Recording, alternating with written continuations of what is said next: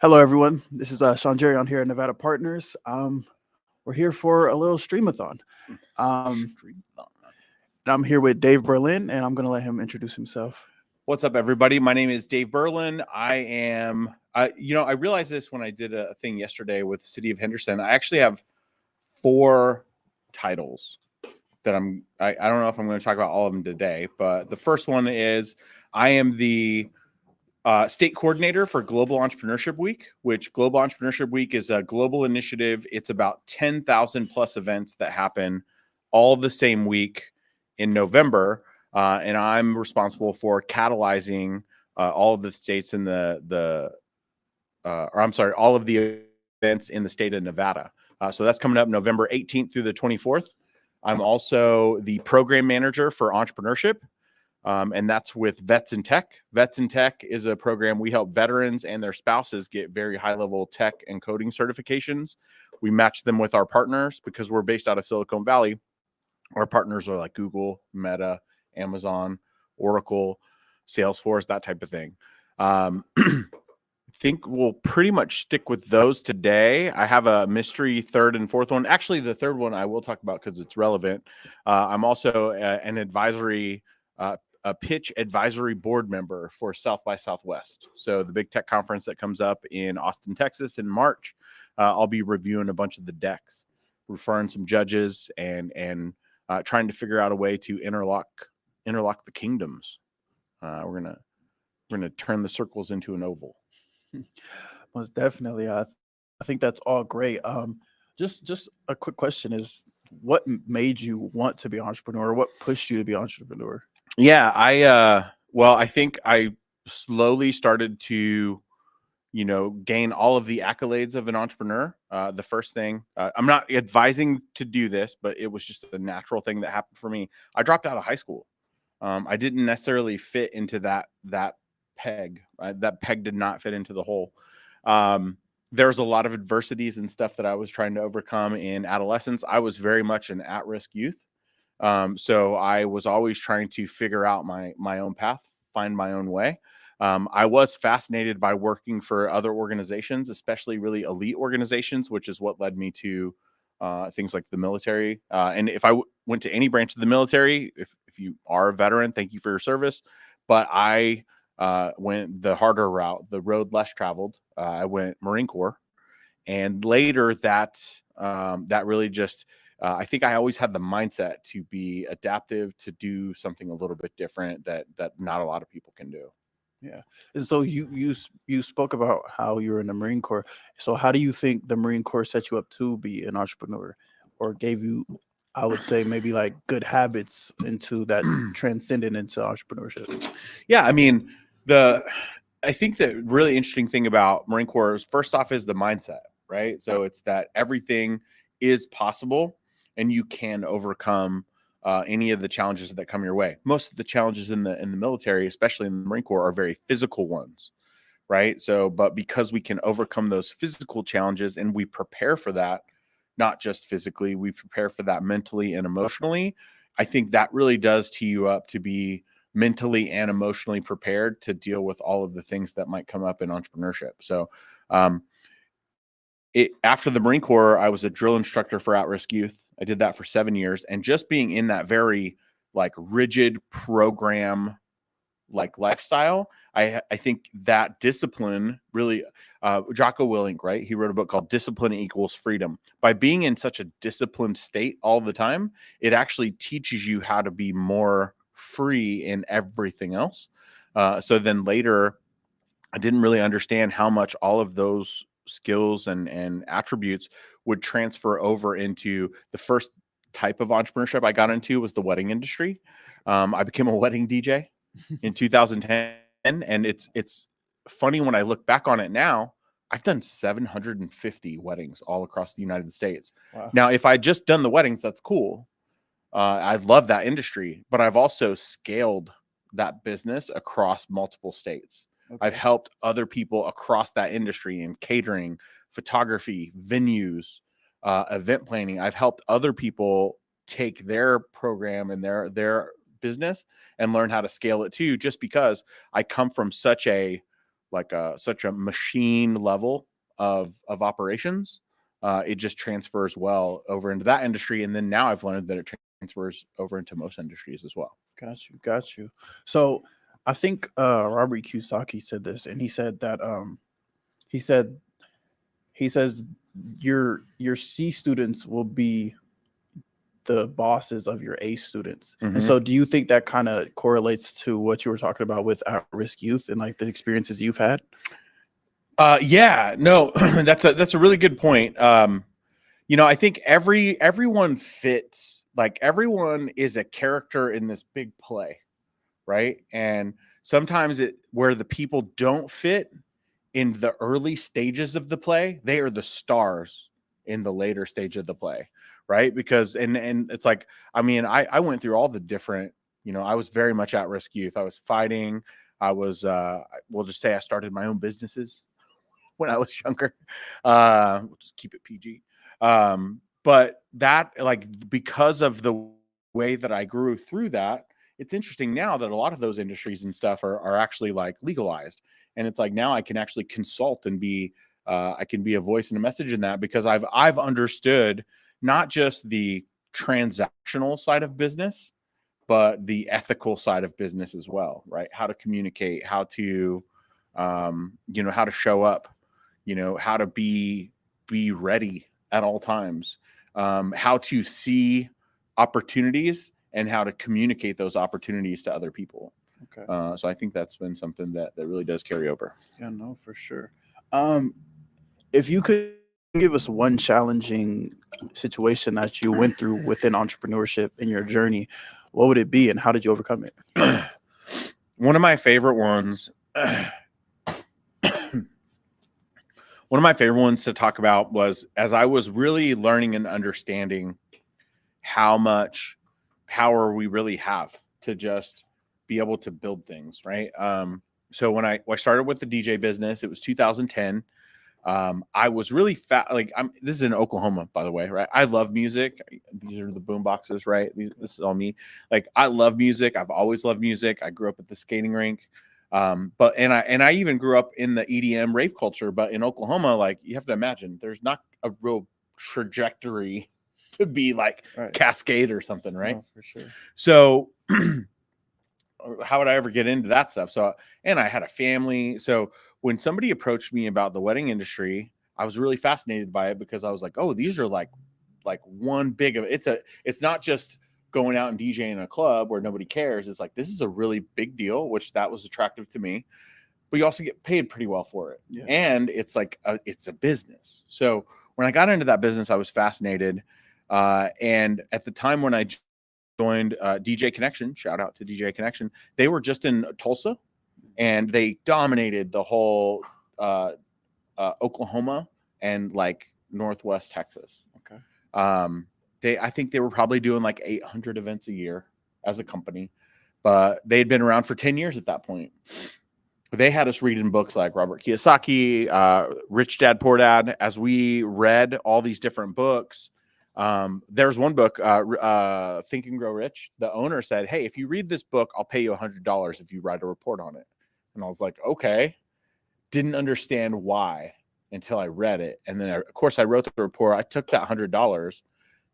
Probably, we could call Jason Bailey right now, probably the best $100 he's ever spent, because in time, I've 10x'd that operation.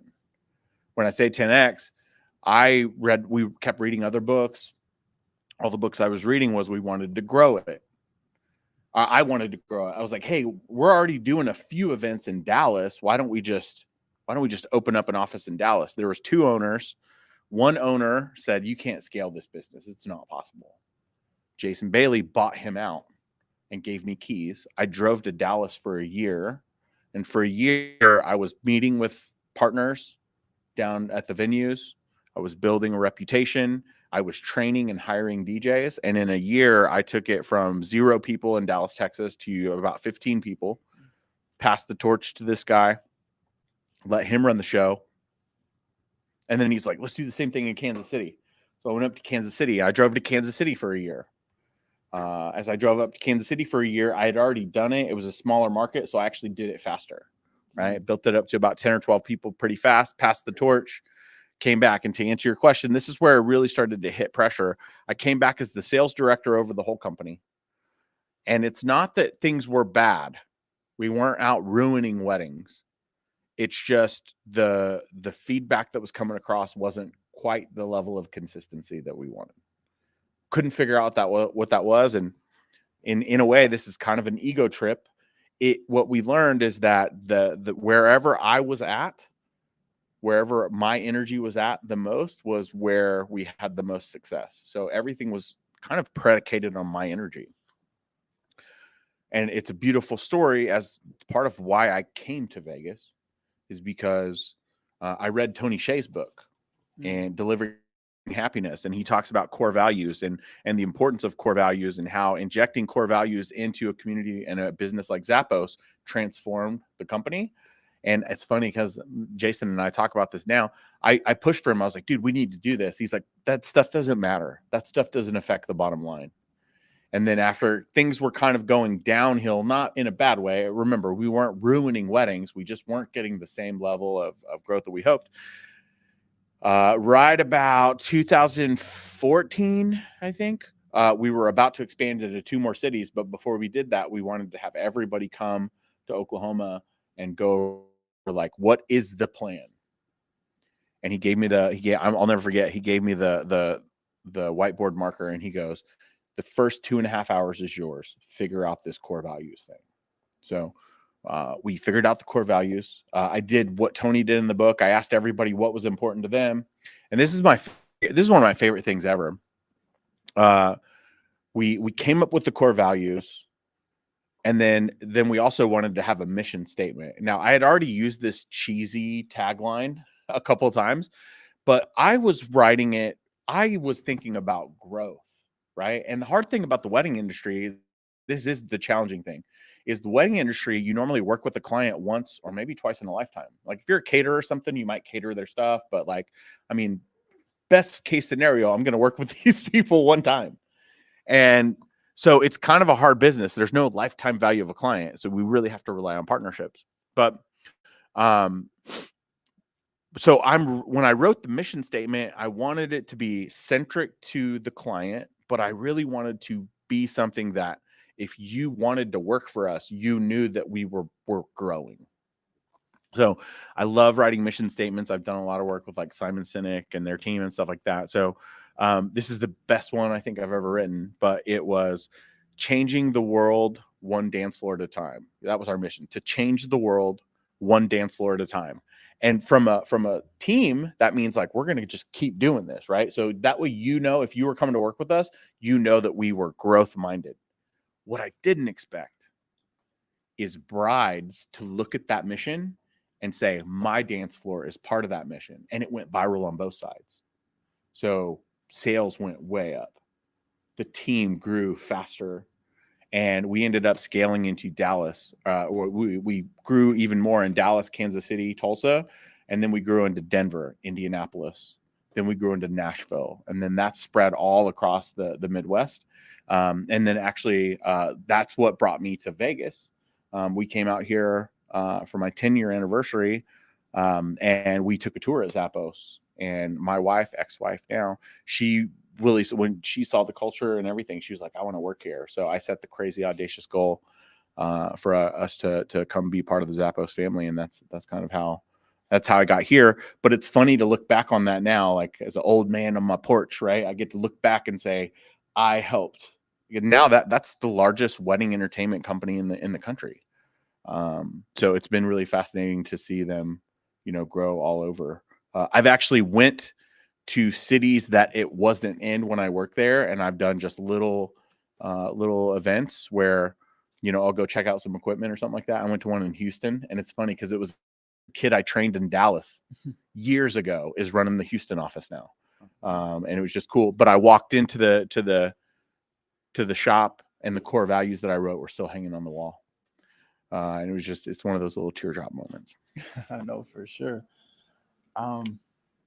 Yeah, I think that was like a beautiful story. And I think, more people, I feel like, need to trust the process within these situations. Because a lot of people, I think, feel I think a lot of people feel like, oh, they want the instant gratification. They want the success to come tomorrow when they start today. But it's not always like that. So what advice would you give to young entrepreneurs that might not be seeing the results they want to Mm, see right away? But because I understand, you've been in entrepreneurship for quite a while. So that it takes a process and it takes time yeah. and it takes energy and it takes, so what advice would you give them? Yeah. Be present in the moment. I'm glad you bring this up because I'm not even in the wedding industry anymore. I took a really big step back last November, and that was after 14 years, 750 weddings all over the United States.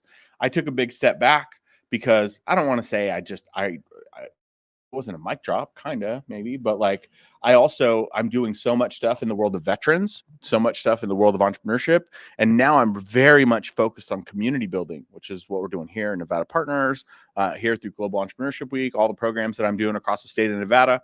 Community building is where my focus is at, and the wedding industry kind of took away from that. So, but what is that? I mean, think about that for a second.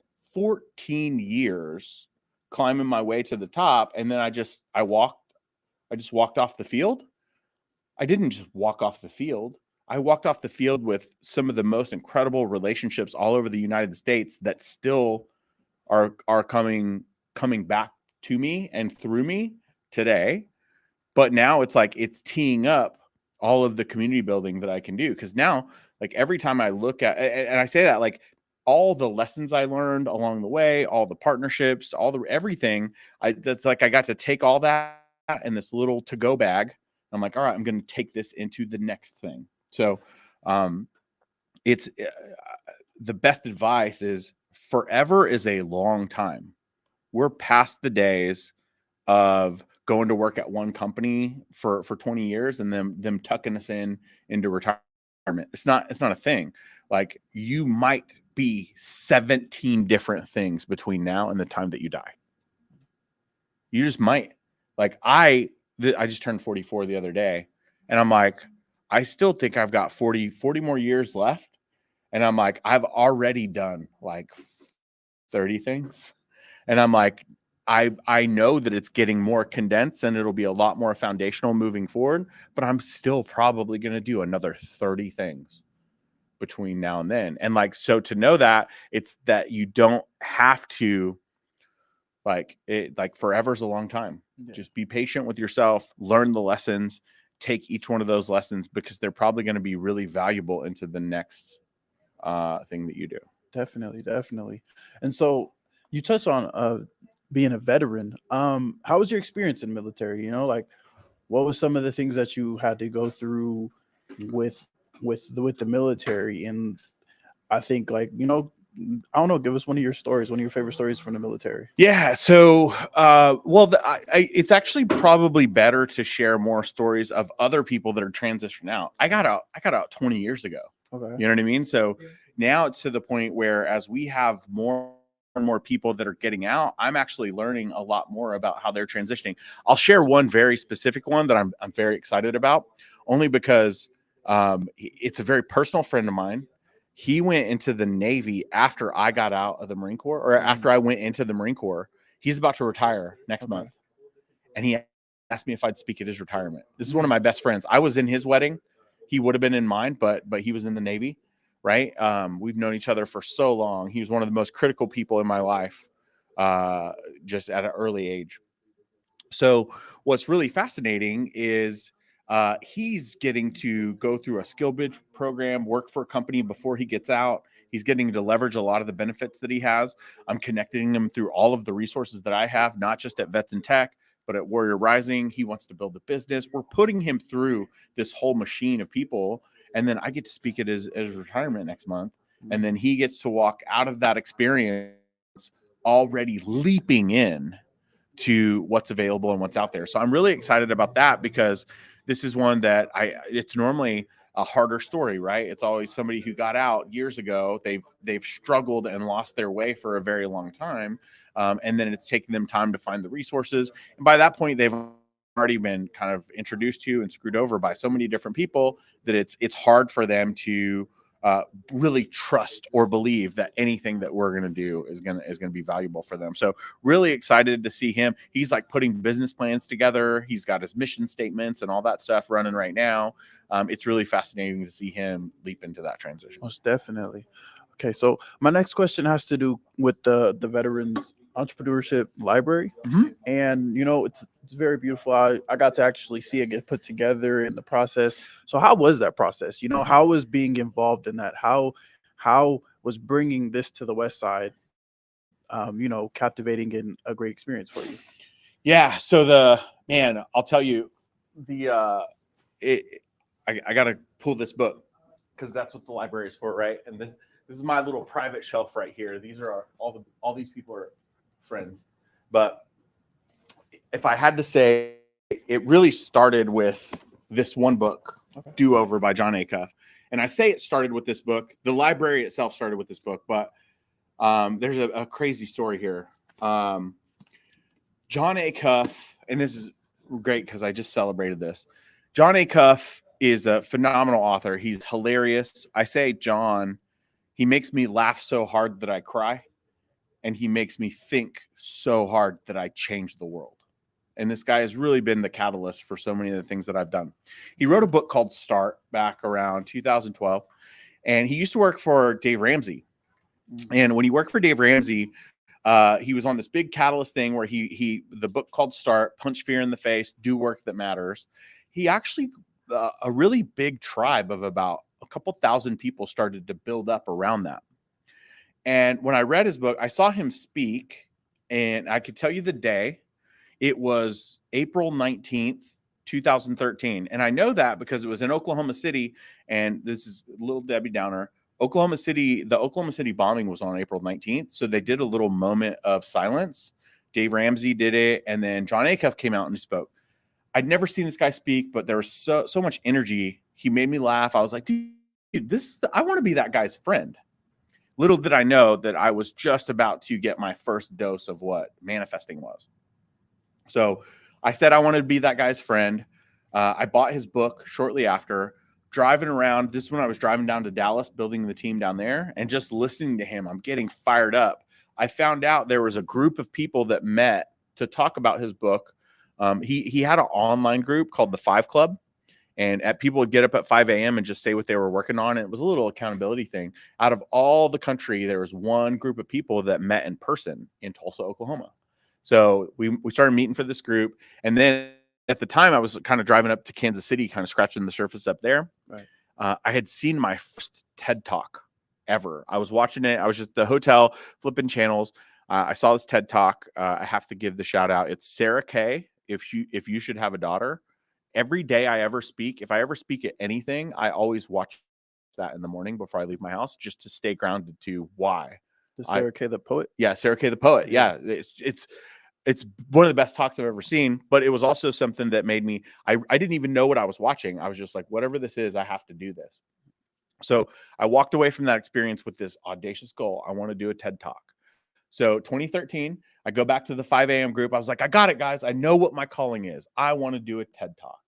And there's 2 other people at the table that are like, me too. And then there's one woman, she was a great lady, but she was very introverted. She goes, I don't even like coming to this breakfast sometimes, but I love all of you. She's like, I'll never speak on stage, but this is where the power of relationships come in. She had a friend who had the license for TEDx Tulsa. Now I wrote, when we talk about manifesting, I wrote this 3-page article from the future. Right. In 2013, I wrote it as if it was written in 2030. And I wrote it about Dave Berlin and how he had this audacious dream to do a TED Talk.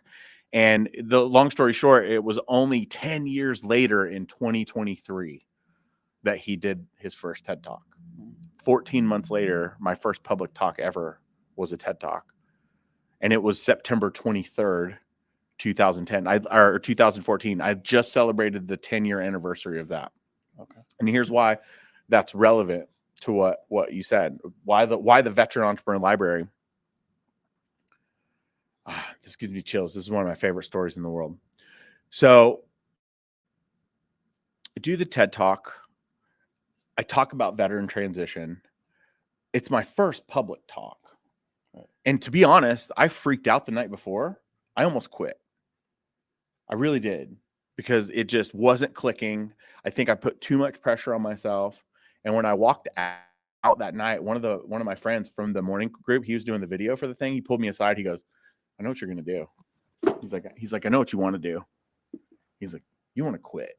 He goes, you're trying to practice into a room full of empty seats. He goes, you're an entertainer. I promise, as soon as you walk around the corner tomorrow night and you see people, it'll make sense. And I was like, okay. So I went home. I didn't freak out. Normally I'd freak out, flip my table, like rewrite the whole thing. I just went home and went to bed. Woke up the next morning, threw my headphones in. I walked around downtown and I just listened to a few of the interviews I'd been on at the time. And there was a few things that I said that were like these little moments of magic. Most people don't know this. I rewrote my whole speech that day. That morning, delivered the TED Talk. I'm actually proud of it, but it was a primitive conversation. Like, I didn't really know I knew what I had experienced, but that's changed. So working on the second one. But all that being said, like I felt like I owed it to John, and it just so happened he was coming through and talking at a Panera Bread. This was back when he was like speaking at Panera Breads in the mornings. He was coming through Oklahoma City about 2 weeks later, or the very same week, but a little later that week. And I took my speaker badge to him. He signed my speaker badge. It was dope. It was really cool. And we started to build a friendship. So this is a long story, but it's a good one. Yeah. How that transformed is then when he left Dave Ramsey, because there was something there. I don't know what it was. He left. He couldn't do anything for like 6 months, but I talked to him on the phone through that process. I was like, hey, what are you thinking? He's like, well, I'm going to write another book. So his first book was called Start. His second book was called Do Over. All right. And this is so good. So when Do Over starts to come out, I got an advance copy. And then I read it and I was like, dude, this is going to be so powerful for veterans. The whole idea of it is, transition is going to happen whether you make it happen or whether it happens to you. Right. How do you be prepared for it? One of the best books ever. In fact, Seth Godin, phenomenal writer, says this is the best career book ever written. That's a bold statement coming from Seth Godin. So when it was coming, he called me one day and he said, hey, I'm going to do a talk, or I'm going to do a book tour. Can you help me with the one in Tulsa? I was like, yeah. And so I love to over deliver. One of our core values of the DJ company was over deliver. So I made the joke. I was like, hey man, we'll make a big deal out of it. We'll get you a limo, all kinds of stuff, because we're in the wedding industry. And he's like, Dave, do not do that. Long story. So he calls me day of. He's like, hey, do you guys want to come to dinner? Come to dinner with me, and then we'll meet with the publisher, and then we'll go to the thing. So we go to dinner, and then as we're leaving, he goes, okay, I just got to run back to my hotel real quick, and then grab some stuff, and then I'll be there. And I go, John, I said, I can't let you do that. And he goes, dude, you did not get a limo. I was like, no. And he goes, yeah, okay, then I'm just gonna go back to my hotel. I was like, I can't let you do that. He goes, Dave, you're making this really weird, dude. What is going on? We go outside. There's a DeLorean waiting to pick him up. Right. The owner of the company had a DeLorean. Very crazy, fun experience for him. So we turned this into a whole big deal. But the best part was I had a copy. This is my copy. I took a picture of it that day and I posted it on social media. And I said, does anybody know a veteran? I would really love to get a copy of this and send it to a veteran. Somebody this is where relationships come in. I was in Tulsa. Somebody I'd had dinner with the week before in Dallas had tagged this guy, Mike Nash. Mike Nash, I connect with him. I get his contact information. So I got this copy of Mike Nash, right? So I get it signed and he says, hey, congratulations in your transition. By the way, John let me write an article to his blog about why 5 reasons why do-over is important for veterans. He had 2 million people on his blog at the time. That was the first blog I'd ever written too. So that goes out. I send this book to a random stranger who I've never met. It's actually in the book. It's called a boomerang. You just throw something out. You never know if it's going to come back. So I put a letter in it and it said, hey, Mike, we've never met. This book was really important for me. I hope it brings you value in your transition from service to civilian life. Closed it, sent it off. A year later, a year. Get a call from this dude. Hey man, Mike Nash. I don't know if you remember me, but you sent me a book last year. And I was like, yeah. And he goes, I was still in the Army at the time. I'm out now. I don't know if you know this. I run a very big nonprofit down here in Houston, Texas. We're doing this Heroes Weekend. I'd love it if you could come out and bring a veteran from Oklahoma. All expenses paid. I'm like, the hell? So get down there. It's a whole weekend. Like, we show up at this Marriott or whatever at the city of Sugar Land, and there's like 30 people in this Heroes Weekend, and they lay out the whole night. Like, that first night was just a welcoming. We had the mayor of Sugar Land came and greeted us. The whole hotel was all expenses paid for the whole weekend. Like, they took care of food, drinks, anything that we wanted. Room service, just run it, just charge it to the room. The city of Sugar Land took care of it. I was like, what? But I didn't go crazy, but kind of. Next morning, we did a Heroes 5K. So there's people with no legs. There's just, there's all these disabled veterans in wheelchairs, all kinds of stuff. And this whole city, Katy, Texas, there's like 10,000 people just cheering us on, this whole big thing. And it was like, what the heck is going on? We get back from that. We get changed. Texas is known and very proud of their steak. There's a steakhouse in Houston called Taste of Texas. It's like the most elite steakhouse in Texas. And Texas is big, and there's a lot of freaking steakhouses. Yeah. They closed down for the afternoon just to have a private thing with our group. So I'm eating the best steak I've ever had in my life. And then that night we went to an Astros game. And then the whole day Sunday was pretty open until we got to the gala. Okay. Kid you not. Remember, I sent a book to a stranger I've never met. We're sitting on the 50-yard line of the Houston Texans stadium. There's a big flag hanging from back behind that is the backdrop. And Mike Nash delivers one of the best keynote speeches I've ever heard in my life about veteran transition and the challenges that he went through and why he's the executive director for that program. Had no idea how life would change from that moment, but it's because I sent him this book. And then as we became friends, I start referring him other books. Well, then we get this idea, what if we created a library? So the first library of its type was the Impact a Hero Post-Traumatic Growth Library. It's in Houston, Texas. He started building it. I was in Tulsa. And then when we did our first retreat, I came down, and this is where it all came full circle. I came down for the first retreat. We went to this Camp Aransas Zoo. It was off-site. It was only about 14 people, and it was just this amazing experience for the whole weekend. But when I went to his office, there's this book on the shelf, the one that I gave him. I opened it up, and the letter I wrote fell out. It's still in there.